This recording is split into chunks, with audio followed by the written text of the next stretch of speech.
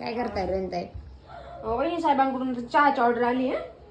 तर मी चहाची तयारी केलेली आहे आता. म्हणजे त्यासाठी लागणारे साहित्य साखर आणि चहापत्ती आणि अद्रक इथं मी तयार करून ठेवलेला आहे.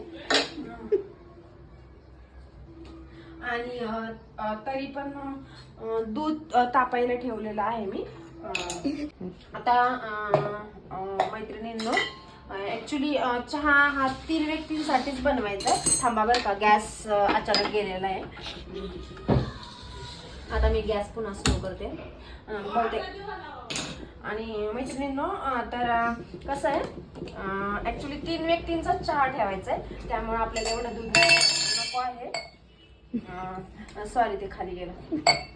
तर मग हे अर्धा ग्लास दूध सकाळी मॉर्निंगची शिफ्ट आहे, तर त्याच्यासाठी मी हे ठेवते. सकाळी सकाळी आपण कुठे जाणार ना दुकानामध्ये. तर आपण आता आधी अद्रक टाकून घेणार आहे.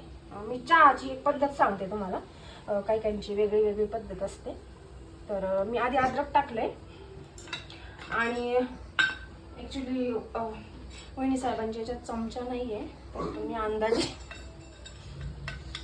अंदाजे चहापत्ती घेऊन राहिली आहे 3 व्यक्तींसाठी.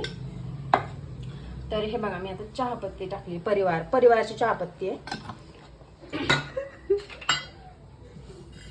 तर आणि 3 व्यक्तींच्या चहासाठी मी एवढी साखर घेते.